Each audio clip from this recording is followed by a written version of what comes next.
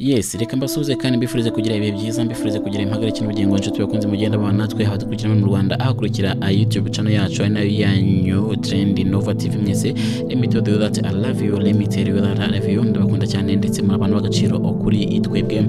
Hanyuma rero tubafitiye amakuru menshi turaza kubabwira, turaza kwerekeza mu burezi, tubabwire ko uburezi hari ingamba twabonye bafashe ku Bubiligi, turaza kubabwira kuri za South Africa, turaza kubabwira ko 5 kuri 5 ubu mwese icyo tubabwira no gumana natwe. Minisiteri y'uburezi Minedike yamenyesheje abayobozi ba Ecole Berger de Kigali ko kuva muri 2025 iri shuri rigomba kuba rihagaritse gukoresha programu y'imyigishirize y'Ababiligi. Ni mwibaro kandi igihe yaboneye kopi Minedike yandikiye ubuyobozi bwa Ecole Berger de Kigali burimo Richard Rwihandagaza usanzwe ari umuyobozi w'ababyeyi akaba na perezida w'inama y'ubutegetsi na Delphine Vico usanzwe ari umuyobozi w'iryo shuri. Ibaro kandi yoherejwe abo mu bayobozi kuri wa 8 Mata 2025 ije nyuma yuko kandi guverinoma y'u Rwanda icanye umubano ndetse n'imikoranire n'Ububiligi bijyanye nuko iki gihugu cyakunze nyine kuyobora icengeza amatwara rigamije gukomanyiriza u Rwanda bafatanya bikorwa abarwo. Ikindi kandi Minedike yashyizeho itangazo ry'urwego rw'igihugu rw'imiyoborere ndetse RGB ryo ku 27 Werurwe 2025. Icyo gihe kandi RGB yabuje imiryango itari ya leta yaba mu gihugu mpuzamahanga ishingiye ku myemerere ndetse rigamije inyungu rusange yanditse inakorera ku butaka bw'u Rwanda kugirana imikoranire iyo ari yo yose na guverinoma y'Ububiligi cyangwa se ibigo byishamikiyeho bitabihagarara. Muri iyo baruwa kandi Minedike ikomeza igira ati turagira inama yo gutangira gutegura ibikenewe byose kugira ngo nyine mwiyubakire ku bundi buryo ndetse bw'imyigishirize muzakoresha mu mwaka w'amashuri 2025-2026. Minedike kandi yisheje iri shuri ko izakomeza kurifasha muri uru rugendo rwo kwihindura imikorere ndetse ryiyomora ku myigishirize nyine y'Ababiligi. Ecole Berger de Kigali kandi yatangiye gukorera mu Rwanda mu mwaka w'1965. Mu mwaka wa 2018 yavuye mu Kiyovu mu mujyi wa Kigali rwagati yimukira mu karere ka Gasabo umurenge wa Gisozi ndetse mu buryo bwo kubahiriza igishushanyo mbonera cy'umujyi. Mu mwaka wa 2022-2023 kigagamo abanyeshuri barenga 500 bigishwa n'abarimo 45.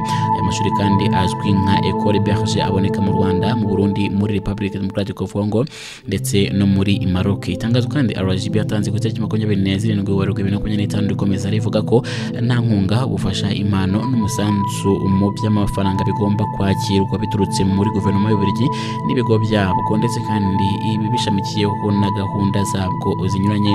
Kuri ibyo birimo kandi inkunga z'umugengo w'imari gushyigikira imishinga, ubufasha mu bya tekinike byatangwaga n'amafaranga yishyurwaga anyujwe mu bindi bigo n'ibindi bitandukanye. Urwego kandi rufite imiyoborere mu nshingano rwakomeje gutangaza ko uzanyuranya n'ayo mabwiriza azahanwa abikomeye. Mu bihano kandi biteganyijwe harimo kuba umuryango ushobora guhagarikwa cyangwa se kwamburwa uburenganzira hakurikijwe amategeko agenga imiryango itari ya leta, imiryango ishingiye ku myemerere ndetse n'ibigo. Hari n'ibindi byemezo kandi bishobora gufatwa mu bigo bigaragaza ko nyine byategesheje agaciro iri tegeko kandi ko ryashyizweho hakurikijwe amategeko abigenga. Hanyuma kandi mandi makuru abasaga 400 barimo abanyarwanda n'inshuti z'u Rwanda batuye muri Senegal n'abahagarariye ibigo byabo muri Dakar bitabiriye gahunda yo kwibuka ku 31 Jenoside yakorewe Abatutsi mu mwaka wa 1994. Umuhango kandi wabereye muri Hotel King Fahd Palace mu murwa mukuru wa Dakar witabiriwe n'abayobozi batandukanye barimo Minisitiri w'ubutegetsi bw'igihugu n'umutekano w'abaturage muri Senegal yitwa General Jean Baptiste Etienne. Uyu muhango kandi wabimburiwe no gushyira indabo kuri Place du Souvenir Africain ndetse hari umwanya washyizwemo ikimenyetso cyo kwibuka Jenoside yakorewe Abatutsi mu 1994. Mu ijambo rye kandi Minisitiri General Jean Baptiste Etienne yagaragaje ko mu kwibuka Jenoside yakorewe Abatutsi ari inshingano y'isi yose ndetse by'umwihariko umugabane wose wa Afurika.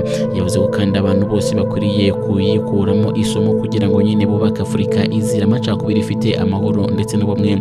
Uyu muyobozi kandi yashimye ko umuryango w'abibumbye kandi n'umuryango wa Afurika yunze ubumwe wafashe ibyemezo ku itariki 7 z'ukwezi kwa Mata ubu munsi mpuzamahanga nyine wo kwibuka Jenoside yakorewe Abatutsi mu Rwanda mu mwaka wa 1994 yagaragaje kandi u Rwanda ari intangarugero mu budaheranwa gutanga imbabazi ndetse no kwiyubaka nyuma ya jenoside yakorewe abatutsi. Ambasaderi w'u Rwanda muri Senegal yitwa Festus Bizimana yagarutse ku mateka mabi nyine ashingiye kuri politiki mbi y'ivangura n'amacakubiri ahavaho ubuyobozi nyine bubi bwa Repubulika ndetse ya mbere n'iya kabiri bwashimangiye politiki mbi y'abakoloni ndetse yo gucamo ibice abanyarwanda kugeza ahakozwe jenoside y'abatutsi mu 1994.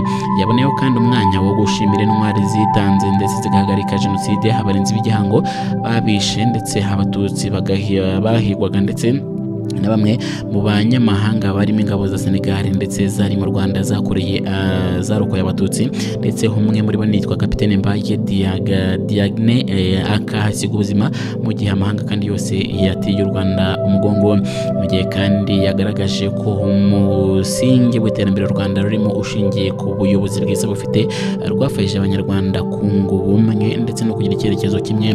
Perezida w'ibuka muri Senegal yitwa Dr Yves Rwogera Mnana yasabye abantu bose ko bakwiriye gufatanya mu kurwanya abahakana n'abapfobya jenoside yakorewe abatutsi kuko n'ubu bagihabwa urubuga bagakomeza gukwirakwiza ingengabitekerezo ya jenoside. Yagaragaje kandi umuryango wibuka ugomba kubaho kugira ngo nayo ngo ayo mateka amabi atazongera kugaragara cyangwa se kubaho ukundi. Muri gahunda kandi yo kwibuka ku nshuro 31 jenoside yakorewe abatutsi hanatanzwemo ikiganiro cyari gifite insanganyamatsiko igaruka ku budaheranwa bw'abanyarwanda imbere y'ingengabitekerezo ya jenoside mu karere k'ibiyaga bigari. Icyo kiganiro kandi cyatanzwe na Bertride Gahongayire, umuyobozi w'ishami ry'umuryango w'abibumbye rishinzwe kurwanya sida cyangwa se ONU-SIDA mu rwego rwa Afurika y'Iburasirazuba niyo hagati. Yagitanze kandi yagitanze mu harokotse jenoside yakorewe abatutsi, avuga ko mu mateka maberanze u Rwanda nyine n'amavuko ya jenoside yakorewe abatutsi mu Rwanda nk'uko nyine nuko ingengabitekerezo jenoside yakwirakwijwe n'abasize bahekuye u Rwanda muri Werurwe bimwe kandi mu bihugu byo mu karere k'ibiyaga bigari. Nyuma kandi umugaba w'ingabo z'u Rwanda zirwana ku butaka Major General Vincent Nyakarundi yitabiriye inama yahuje ibihugu byo mu karere k'ibiyaga bigari mu kugendera mu kwigira hamwe uko iyi ntambara muri karere k'ibiyaga bigari yahagarara. Nyuma kandi kugeza ubu bikomeje kwibazwa nuko none kandi Kabila wahoze ari perezida w'igihugu cya Repubulika Demokarasi ya Kongo kuri isho biri kuvuga yuko yagarutse mu gihugu cya Repubulika Demokarasi ya Kongo. Ni mu gihe kandi iminsi yashize aherutse gutangaza ko yiteguye kuba yahagarika amasomo ye yari kwiga muri iminsi kugira ngo aze ahangane n'ikibazo cya Repubulika Demokarasi ya Kongo cyangwa se n'ikibazo kimaze iminsi kigaragara hariya mu gihugu cya Repubulika Demokarasi ya Kongo kigendanye n'ubuyobozi bubi. Ni mu gihe kandi mu yandi makuru n'ubundi yakomeje yandika mu itangazamakuru akomeza avuga ko perezida wa Uganda Yoweri Kaguta Museveni yageneye buri wese abagize inteko ishinga amategeko y'icyo gihugu miliyoni 100 z'amashiringi ya Uganda. Abafashwe kandi abahawe amafaranga n'abo mu ishyaka rya NRM rya Museveni, abatagira amashyaka barizwamo ndetse n'abo mu ishyaka atavuga rumwe n'ubutegetsi bwa Uganda nk'uko nyine bamwe muri bo bagemeje abaganiriye kandi na Daily Monitor bavuze ko abo mu ishyaka rya NRM bafatiye nyine iyi mpano Perezida Museveni mu biro bishinzwe guhuza gahunda yo guverinoma n'izinteko muri inteko ishinga amategeko ya Uganda ku itariki 7 Mata 2025 mu gihe abandi kandi abayahure mu rugo rwa perezida w'inteko ishinga amategeko ya Uganda yitwa Anita Amonge watanze amakuru kandi yavuze ko ayo mafaranga nyine Museveni yatanze yashimira abagize inteko ishinga amategeko ku myitwarire myiza ndetse no kubafasha guhangana n'ibibazo by'ubukungu bafite. Umuvugizi wungirije w'ibiro bya perezida wa Uganda Haji Faruku Kiruka yabajijwe iby'ayo mafaranga ntiyahakana cyangwa se ngo yemeze iby'ayo makuru ndetse n'ubuyobozi bw'inteko ishinga amategeko bwitandukanyije nayo. Umuvugizi w'urwego rw'umubanyi n'amahanga rw'Amerika yitwa Tammy Bloss yatangaje ko abanyamerika 3 bahamijwe ibyaha byo kugira uruhare mu gikorwa cyo guhirika ubutegetsi muri RDC ndetse kandi mu 2024 aboherejwe mu gihugu cya Leta Zunze Ubumwe za Amerika.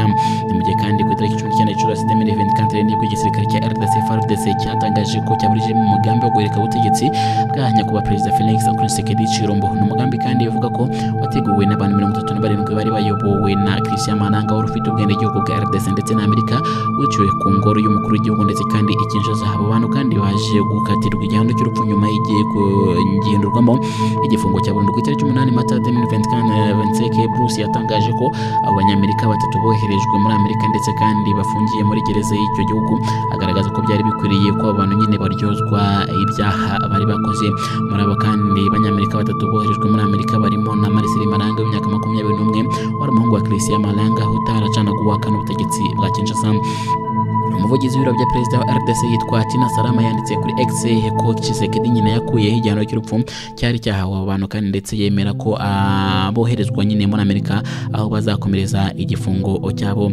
Uwahoze perezida wa Kenya William Ruto wa Kenya vice perezida wa Kenya Rigathi Gachagua nawe yavuze ko ubuyobozi nyine bwa perezida William Ruto nyine ari guverinoma y'ubucuruzi ayishinze amakosa nyine ya diplomasi ndetse no kungukira mu makimbirane mu karere k'ibiyaga bigari ndetse kandi harimo ngo gushyigikira imitwe itwaje intwari irimo FDLR irimo M23 RSF ndetse no kwivanga mu bibazo bya Sudani y'Epfo.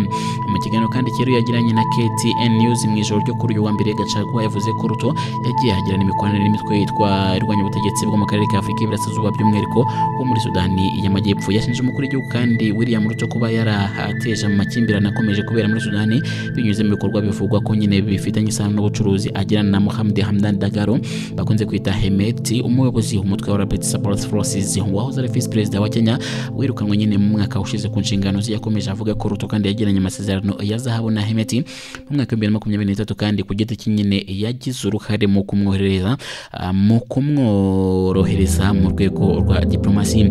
Yavuze kandi abanje kwakira Hemeti kandi nyuma akaza akumerekeza mu biro bya perezida, ariko igihe Ruto kandi ngo yamusabaga kongera kumutumira bwa kabiri Gachagua yarabyanze. Gachagua kandi yakomeje gushinja perezida Ruto kuba yarakoresheje umubano w'ububanyi n'amahanga wa Kenya kugira ngo nyine yohereze magendo za zahabu. Reka mbashimire cyane inshuti bakunze bagenda mu manatwe amakuru yo nagaruka turakomeza tubyizo 5 kuri Trend Nova TV, mbibutse ko no kuri X naho niko twitwa, kugira ngo ujye ubona amakuru yacu wagenda ukagera ubundi ukanda subscribe kuri X ugakanda follow ubundi amakuru ukajya ubona neza cyane 5 kuri 5. Ndabashimiye mukomeze kugira byiza, bye bye.